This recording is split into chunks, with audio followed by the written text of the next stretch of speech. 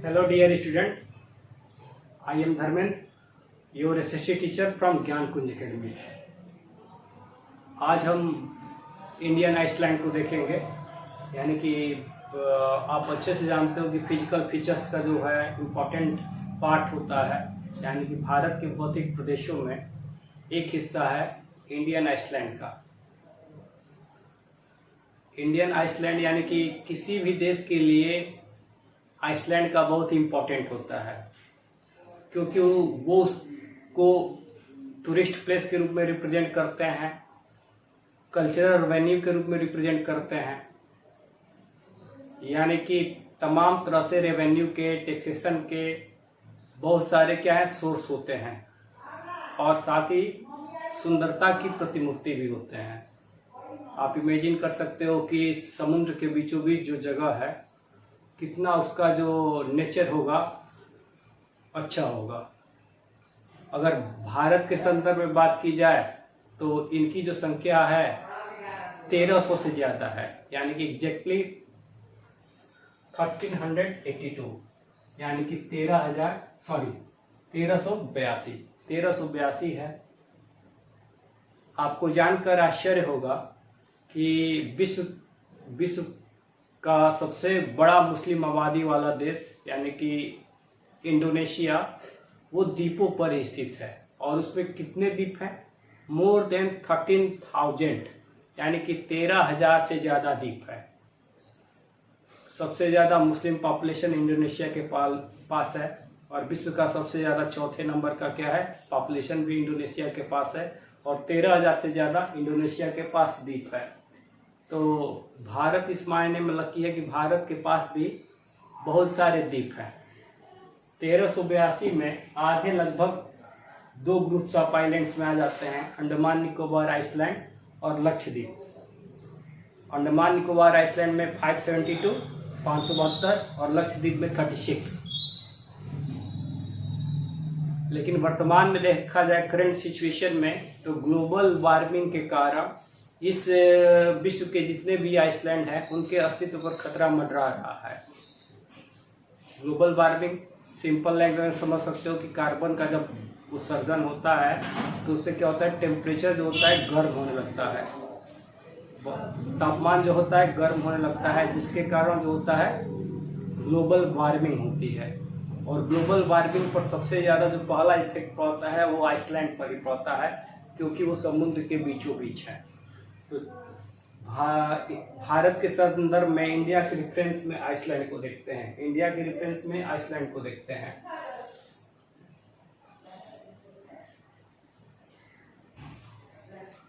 तो मैप बनाते हैं।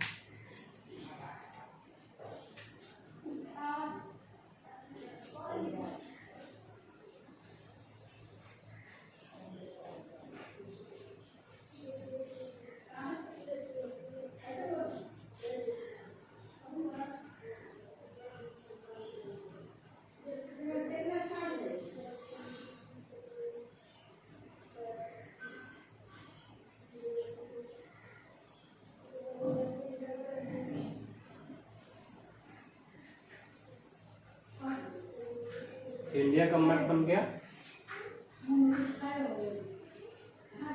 ठीक है। भारत का मैप बन गया। इसमें जो है आपको पता होना चाहिए कि कोस्ट के पास और समुद्र के बीच समुद्र के बीचों बीच ही आइसलैंड है। तो अगर बात करेंगे कि 2 ग्रुप्स ऑफ आइलैंड का, तो एक जो है आपका क्या है, एक जो है अंडमान निकोबार, एक जो है अंडमान निकोबार आइसलैंड है जो आपका बे ऑफ बंगाल में है, और दूसरा क्या है लक्षद्वीप। दूसरा क्या है लक्षद्वीप आइसलैंड है। तो इसमें कितने आइसलैंड है अंडमान निकोबार में? अंडमान एंड निकोबार में 572, 572 आइलैंड, और लक्षद्वीप में कितने 36, यानी कि लगभग आधे। तो ध्यान देने वाली बात है कि ये 1382 जो है सभी क्या है इनहेबिटेड नहीं है, कुछ बहुत ही छोटे हैं और सब पर पॉपुलेशन निवास नहीं करती है। इनमें से कुछ ही जो है इनहेबिटेड हैं, और एग्जाम के पॉइंट ऑफ व्यू से, स्टडी के पॉइंट ऑफ व्यू से कुछ इंपॉर्टेंट हैं जिनको हम उन्हीं को देखेंगे। ठीक है ना, जो आपके कॉम्पिटिटिव एग्जाम के साथ ही आपके सब्जेक्टिव एग्जाम में पूछे जाते हैं। ठीक, तो ये सबसे पहले बात करते हैं we talk about Andaman Nicobar island. Andaman Nicobar island जो है, ध्यान दीजिएगा कि इंडिया का जो हिमालय है वो नॉर्थ ईस्ट साइड में है, नॉर्थ ईस्ट साइड में है। ठीक है ना, नॉर्थ में चाइना के साथ लगा हुआ है और फिर ईस्ट में किसके साथ लगा हुआ है, ईस्ट साइड में म्यांमार कंट्री के साथ लगा हुआ है। तो म्यांमार देश के साथ जो लगा हुआ है, यानी हिमालय का जो पोर्शन ईस्ट साइड में आया है, उसको हम ईस्टर्न हिल्स यानी कि पूर्वांचल हिल्स बोलते हैं। क्या बोलते हैं? पूर्वांचल हिल्स बोलते हैं। यही पूर्वांचल हिल्स 4 स्टेट के डिवाइडेशन के आधार पर 4 अलग अलग नामों से जाना जाता है। जैसे यहाँ पर अरुणाचल प्रदेश में पटकाई हिल्स, नागालैंड में नागा हिल्स, मणिपुर में मणिपुर हिल्स और मिजोरम में मिजो हिल्स। यही 4 स्टेट जो हैं म्यांमार के साथ बाउंड्री शेयर करते हैं। तो यहाँ पर ध्यान दीजिएगा कि हिमालय का जो एक पोर्शन है ईस्टर्न हिल्स के साथ लगा हुआ है म्यांमार में, उसे हम अराकान योमा बोलते हैं। यानी कि म्यांमार में हिमालय का पोर्शन जो आता है उसे अराकान योमा बोलते हैं। क्या बोलते हैं? अराकान योमा बोलते हैं। वही अराकान योमा के एकदम स्टेट में, वही अराकान योमा के स्टेट में जब अराकान योमा आगे बढ़ता है, जब उसकी हाइट कम हो जाती है, ठीक है ना, तब वो क्या होता है, समुद्र में डूब जाता है। यानी कि बे ऑफ बंगाल में सबमर्ज हो जाता है। फिर कहीं कहीं उसका कुछ पोर्शन जो होता है क्या होता है, एलिवेट हो जाता है। कहीं कहीं कुछ पोर्शन एलिवेट हो जाता है। तो इसी एलिवेटेड पोर्शन को हम क्या बोलते हैं? अंडमान निकोबार आइसलैंड। इसी एलिवेटेड पोर्शन को हम क्या बोलते हैं? अंडमान निकोबार आइसलैंड बोलते हैं। यानी कि आप मैप में देखोगे, इंडिया के पॉलिटिकल मैप में, तो एकदम स्ट्रेट दिखाई देगा। यानी कि ईस्टर्न हिल्स और अराकान योमा के एकदम सीध में ये आपको अंडमान निकोबार दिखाई देगा। और यहाँ पर देखोगे आप तो समुद्र का जो सतह है वो छिछला टाइप का है, यानी कि हल्का ब्लू दिखाई देगा। मैप में देखोगे, ग्लोब में देखोगे तो हल्का मैप दिखाई देगा। कारण क्या है कि अंडमान निकोबार के आइसलैंड है। ठीक है ना, ये चीज़ है। मतलब कुल मिलाकर ये अराकान योमा का एलिवेटेड पोर्शन है। ठीक है, तो यहाँ पर बात करते हैं इसके सीध में, यानी कि अंडमान निकोबार के सीध में एक छोटा सा आइलैंड है जिसे कि हम कोको आइलैंड बोलते हैं। क्या बोलते हैं? कोको आइलैंड बोलते हैं। और ये कोको आइलैंड जो है म्यांमार का पोर्शन है। कोको आइलैंड जो है म्यांमार का है। ठीक, इसके कोको के साउथ साइड में इंडिया का जो है ये नॉर्दर्न अंडमान है। क्या है? नॉर्दर्न अंडमान। यानी कि अंडमान का पोर्शन जो सबसे नॉर्थ में है, उसको नॉर्दर्न अंडमान बोलते हैं। और इसी नॉर्दर्न अंडमान पर क्या है? सैडल पीक है। सैडल पीक जो है अंडमान निकोबार का हाईएस्ट पीक है। यही क्वेश्चन पूछा जाता है कि highest peak of Andaman Nicobar island, तो ये हो जाएगा सैडल पीक। उसके बाद जो है नॉर्दर्न अंडमान के साउथ में जो है वो क्या है? मिडिल अंडमान है। और मिडिल अंडमान अंडमान निकोबार द्वीप समूह का सबसे बड़ा पोर्शन है। मिडिल अंडमान जो है अंडमान निकोबार द्वीप समूह का सबसे बड़ा पोर्शन है। उसके बाद यहाँ पर एक लोअर अंडमान है। यानी कि मिडिल अंडमान के साउथ में लोअर अंडमान है। और लोअर अंडमान के साउथ में क्या है आपका? सदर्न अंडमान है। क्या है? सदर्न अंडमान की खासियत है कि अंडमान निकोबार आइसलैंड का जो कैपिटल है पोर्ट ब्लेयर वो सदर्न अंडमान पर ही है। पोर्ट ब्लेयर जो है वो सदर्न अंडमान पर ही है। ठीक है ना, और पोर्ट ब्लेयर पर ही आपका सेलुलर जेल जिसे कि ब्रिटिश पीरियड में हम काला पानी बोलते थे। क्रांतिकारियों को काला पानी भेज दिया जाता था। वर्तमान में ये सेलुलर जेल जो है वो हिस्टोरिकल प्लेस के रूप में चेंज हो गया है, जहाँ पर टूरिस्ट जाते हैं घूमने के लिए। ठीक, और यहाँ पर उसके बाद बीच में जो है एक चैनल है, बीच में, यानी कि अंडमान और निकोबार को जो सेपरेट करती है चैनल, उसको हम 10 डिग्री चैनल बोलते हैं। क्या बोलते हैं? 10 डिग्री चैनल बोलते हैं। एक्चुअली ये 10 डिग्री लैटिट्यूड है। आपको पता होना चाहिए कि इंडिया का जो मेनलैंड का लैटिट्यूड है वो 8 डिग्री 4 मिनट नॉर्थ है। ठीक है ना, तो जैसे जैसे ऊपर जाएंगे लैटिट्यूड का वैल्यू बढ़ता जाएगा। तो अंडमान को निकोबार को जो सेपरेट करता है उसको 10 डिग्री चैनल बोलते हैं। चैनल का मतलब क्या होता है? भूमि के 2 हिस्से को अगर समुद्र का कोई नैरो पार्ट अलग करता है तो उसी को हम चैनल बोलते हैं। ठीक है, अब यहाँ पर 10 डिग्री के पास जो है, 10 डिग्री के पास जो है इसे कार निकोबार बोलते हैं। क्या बोलते हैं? कार निकोबार बोलते हैं। और फिर कार निकोबार के बाद जो है ये लिटिल निकोबार है। क्या है? लिटिल निकोबार। और लिटिल निकोबार के बाद जो है उसे क्या बोलते हैं? ग्रेट निकोबार। ग्रेट निकोबार यानी कि इंडिया का जो सबसे सदर्न मोस्ट पार्ट है वो ग्रेट निकोबार है। और ग्रेट निकोबार में सिचुएटेड है आपका इंदिरा पॉइंट। क्या है? इंदिरा पॉइंट। इंदिरा पॉइंट। और इंदिरा पॉइंट को ही हम क्या बोलते हैं? Pygmalion point. इंदिरा पॉइंट को हम बोलते हैं पिग्मेलियन पॉइंट। और इंडिया यूनियन का सदर्न मोस्ट पॉइंट है। अगर इंडिया मेन लैंड की बात करें तो कन्याकुमारी है जिसे केप केमोरिन बोलते हैं, उसका लैटिट्यूड 8 डिग्री 4 मिनट नॉर्थ है। लेकिन इंदिरा पॉइंट का लैटिट्यूड जो है वो 6 डिग्री 4 मिनट नॉर्थ है, यानी कि 6 डिग्री 4 मिनट नॉर्थ। तो आप आसानी से समझ सकते हो कि कौन सदर्न हुआ, 6.4 डिग्री वाला सदर्न हुआ कि 8 डिग्री 4 मिनट वाला सदर्न हुआ। इसीलिए इंदिरा पॉइंट को भारत का सबसे दक्षिणतम जगह बोला जाता है। ठीक है ना? और ये ध्यान दीजिएगा, ये इंदिरा पॉइंट जो है 2005 में जो सुनामी आया था उसमें क्या हो गया? सबमर्ज हो चुका है, डूब गया है। लेकिन इवन आज तक ये इंडिया का दक्षिणतम जगह बोला जाता है। ठीक है?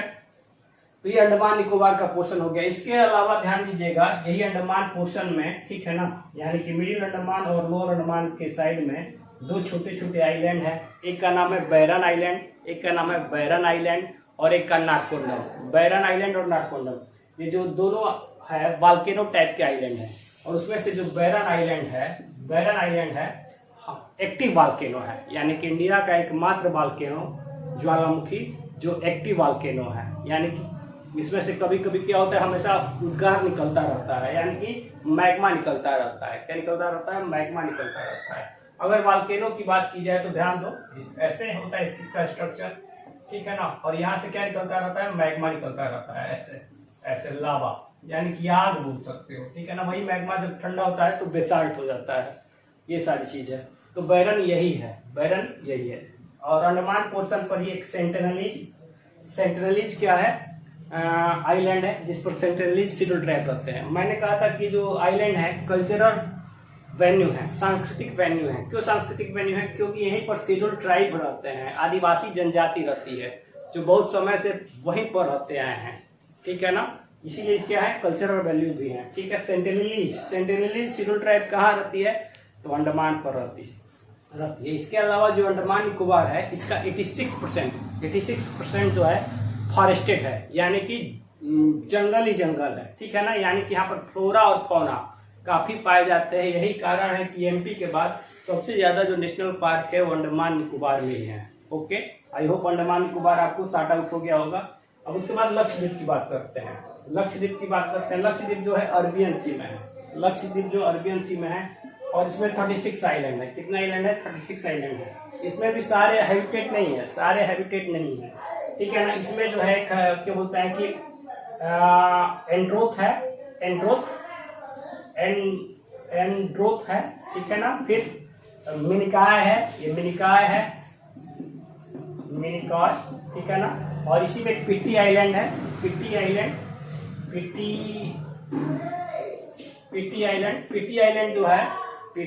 जो है क्या है? पक्षियों के लिए रिजर्व है, ठीक है ना, यानी कि बर्ड सेंचुरी है। पिट्टी आइलैंड जो है बर्ड सेंचुरी है, ध्यान दीजिएगा, पिट्टी आइलैंड। और ये है आपका लक्षद्वीप आइलैंड, वो कोरल आइलैंड है। क्या है? कोरल आइसलैंड है, ठीक है ना। कोरल यानी कि मूंगा द्वीप है। क्या है? लक्षद्वीप मूंगा द्वीप है ये। जबकि क्या है? सबमर्ज्ड माउंटेन है अंडमान निकोबार। यहाँ पर वॉल्केनिक घटनाएं ज्यादा होती रहती हैं। अगर दोनों में पूछा जाए कि कौन सबसे ज्यादा सेफ है तो लक्षद्वीप ज्यादा सेफ है। अंडमान निकोबार द्वीप समूह ज्यादा पैनिक रहता है, लेकिन लक्षद्वीप उतना पैनिक नहीं रहता है क्योंकि ये कोरल आइसलैंड है। कोरल के बारे में अभी बात करेंगे। पहले सारे आइसलैंड को देख लेते हैं, ठीक है ना। तो ये मिनिकॉय आइलैंड है लक्षद्वीप में, ठीक है। मिनिकॉय आइलैंड है लक्षद्वीप में। तो लक्षद्वीप में जो है Pitti island, Androth island, Minicoy island, Kavaratti capital भी है, सबको पता है। कावारत्ती जो है कैपिटल भी है। इसमें कुल आइलैंड हो गए लक्षद्वीप में, ठीक है। इसके अलावा जितने जो मुख्य आइलैंड है इंडिया के, उसकी बात कर लेते हैं। यहाँ पर ध्यान देना, जब गंगा आती है यहाँ से, ठीक है ना, यानी कि नॉर्थ साइड से गंगा आती है यहाँ पर बंगाल में आती है, बंगाल में आती है तो क्या होती है, बंगाल में ये फरक्का डैम से टर्न ऑन हो जाती है, मुड़ जाती है और यहाँ पर इसका नाम हुगली हो जाता है। यानी कि बंगाल में गंगा को हुगली बोलते हैं और हुगली के किनारे ही कलकत्ता है। ध्यान दीजिएगा, हुगली के किनारे कलकत्ता है। कलकत्ता में बंदरगाह है, डॉकयार्ड है, शिपयार्ड है, लेकिन कलकत्ता समुद्र के किनारे नहीं है। हुगली में पहले होता है कि कोई जहाज आता है तो पहले समुद्र के किनारे बे ऑफ बंगाल पर रुकता है, फिर वो कलकत्ता जाता है, ठीक है ना। तो यहाँ पर जहाँ पर हुगली खत्म होती है, यानी कि बे ऑफ बंगाल में खत्म होती है, गिरती है, तो उसके पहले ही यहाँ पर 2 आइलैंड है। एक का नाम है राम सागर, एक का नाम है राम सागर और एक आइलैंड का नाम है न्यू मूर। राम सागर आइलैंड और न्यू मूर, राम सागर आइलैंड और न्यू मूर है, ठीक है ना।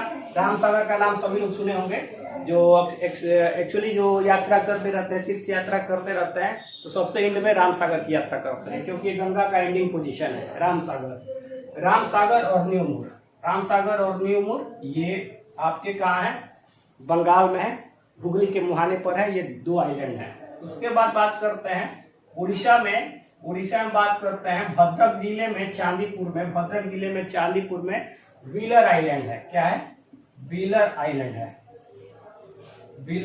है और ये व्हीलर आइलैंड क्या है, wheeler island satellite projection centre है। यानी कि सैटेलाइट को मिसाइल प्रक्षेपण केंद्र है, प्रक्षेपण केंद्र, यानी कि मिसाइल का प्रोजेक्शन करता रहता है। यानी कि व्हीलर आइलैंड जो है उड़ीसा के भद्रक जिले में बे ऑफ बंगाल में, ठीक है ना, सिचुएटेड है। इसको हम एपीजे अब्दुल कलाम आइलैंड भी बोलते हैं। व्हीलर आइलैंड को एपीजे अब्दुल कलाम आइलैंड बोलते हैं। इस आइलैंड का इंडिया के लिए बहुत ही ज्यादा इंपॉर्टेंट है, व्हीलर आइलैंड का, क्योंकि यहीं से क्या होता है, जितनी भी मिसाइल होती है उसको हम प्रक्षेपण करते हैं। क्या करते हैं, प्रक्षेपण करते हैं। जितनी भी मिसाइल आप सुनने हो सारे के सारे इस व्हीलर आइलैंड से ही ऊपर प्रोजेक्शन की जाती है, ठीक है ना। व्हीलर आइलैंड, इसको हम क्या बोलते हैं, एपीजे अब्दुल कलाम आइलैंड, उड़ीसा में है। और एक्चुअली किस नदी के मुहाने पर है, ब्राह्मणी। उड़ीसा में एक फेमस प्रोमिनेंट रिवर है ब्राह्मणी, उसी के मुहाने पर है क्या है, व्हीलर आइलैंड, ठीक है ना। अगर बात करें फिर तमिलनाडु और आंध्र प्रदेश के बॉर्डर पर, यानी कि आंध्र प्रदेश में ही जो आइलैंड है, यहाँ पर बे ऑफ बंगाल में, उसको हम क्या बोलते हैं, उस आइलैंड को क्या बोलते हैं हम, सतीश धवन अंतरिक्ष केंद्र, यानी इसरो। यहाँ पर इसरो का लॉन्चिंग पैड है, Indian space research organisation, Indian research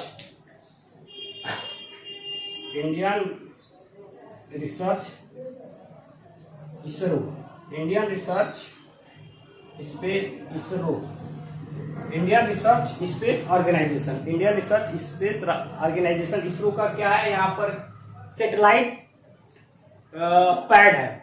यानी कि इसरो का मुख्यालय तो कर्नाटका बंगलुरु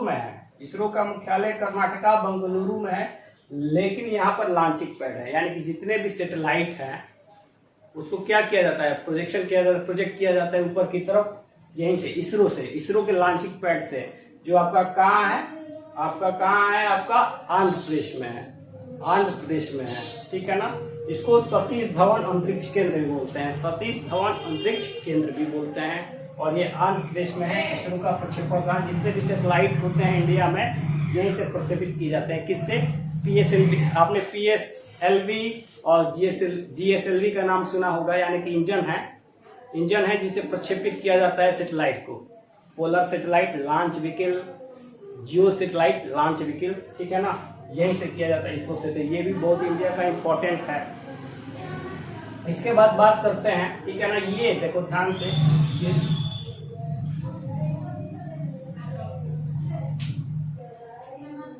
यहाँ पर ध्यान दो, ये जो है श्रीलंका है। यहाँ पर श्रीलंका पर, यहाँ ध्यान देना, यहाँ पर जो है गल्फ ऑफ मन्नार में ही क्या है, एक आइलैंड है इंडिया का। गल्फ ऑफ मन्नार में इंडिया का आइलैंड है, जिसे पंबन आइलैंड बोलते हैं। क्या बोलते हैं, पंबन आइलैंड। इसी पंबन आइलैंड में रामेश्वरम है, यानी कि रामेश्वरम द्वीप भी बोल सकते हैं, रामेश्वरम द्वीप। इसी पंबन आइलैंड में रामेश्वरम द्वीप है, रामेश्वरम। रामेश्वरम का नाम सुना होगा आपने, यानी कि ये जो है इंडिया के मुख्य भूमि से अलग है, मेनलैंड से अलग है पंबन आइलैंड। यहीं पर आपका रामेश्वरम है, और रामेश्वरम के आगे ही यहाँ पर जो है आपका धनुषकोटी है।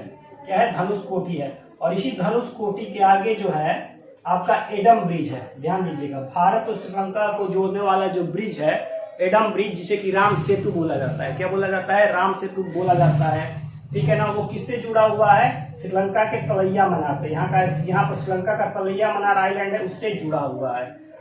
पंबन द्वीप में रामेश्वरम, रामेश्वरम का आगे धनुषकोटी। धनुषकोटी आखिरी सीमा है, भारत की आखिरी सीमा है धनुषकोटी, और धनुषकोटी के आगे ही क्या है? राम सेतु है। मान्यता है कि ये सेतु जो है भगवान राम ने बनवाया था। ठीक है ना। राम सेतु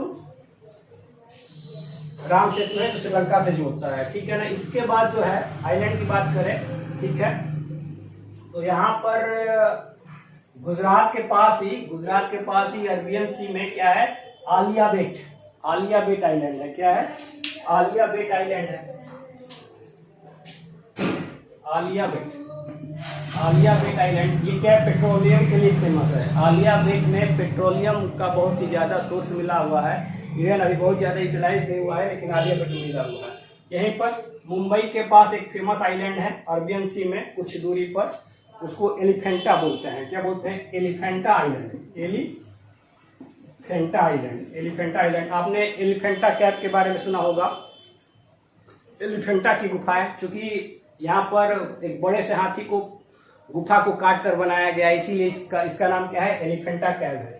एलिफेंटा कैव है। राजपूत शासकों ने, हिस्ट्री में राजपूत का नाम आता है, राजपूत शासकों ने इसी एलिफेंटा कैव का निर्माण कराया था। ठीक है ना। तो ये वो क्या है? एलिफेंटा आइलैंड है। बहुत लोग घूमने के लिए एलिफेंटा जाते हैं, मुंबई से कुछ ही दूरी पर है। ठीक है ना।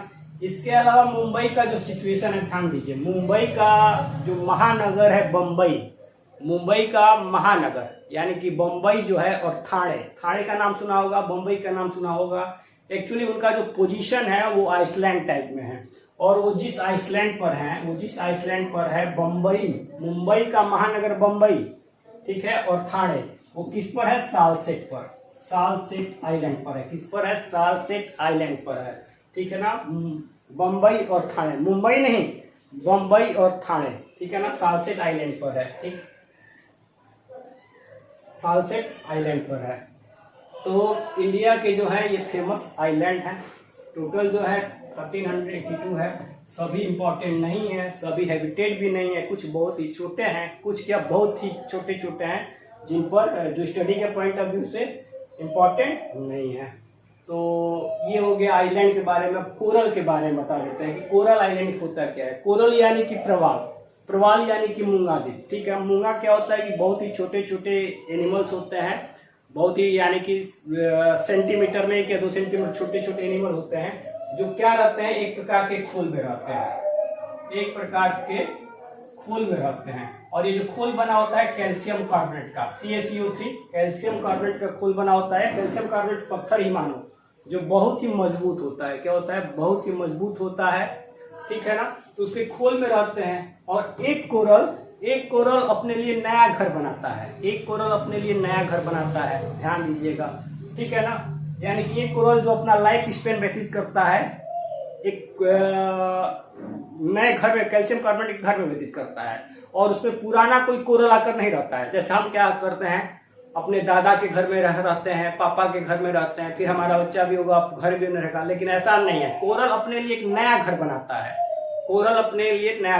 है। और ये जो कोरल है बेसिकली ट्रॉपिकल जोन में पाए जाते हैं, विषुवतीय क्षेत्र में पाए जाते हैं, जहाँ का समुद्र जो होता है गर्म होता है। ठीक है ना। तो ये कोरल जो है समुद्र के बॉटम से क्या करते हैं? अपने लिए घर बनाते हैं। अब एक कोरल के ऊपर दूसरा कोरल, दूसरे के ऊपर तीसरा कोरल, चौथा कोरल, फिर इसके बगल में कोरल, फिर बगल में कोरल, इसके बगल में कहाँ तक? मीलों तक, यानी कि मीलों दूर तक ये लंबाई और चौड़ाई में क्या करते रहते हैं? एक दूसरे घर बनाते रहते हैं। यानी कि आप बोल सकते हो कि मधुमक्खी के छत्ते की तरह ये कोरल क्या करते रहते हैं? घर बनाते रहते हैं। ठीक है ना। और कहाँ तक? एकदम समुद्र के टॉप पोजीशन तक, समुद्र के टॉप पोजीशन तक ये क्या होता है, कोरल अपना क्या बनाते हैं, घर बना लेते हैं। और इसी टॉप पोजीशन पर क्या होता है, आइलैंड बन जाता है, जहाँ पर ह्यूमन क्या करता है, इसको यूटिलाइज करता है रहता।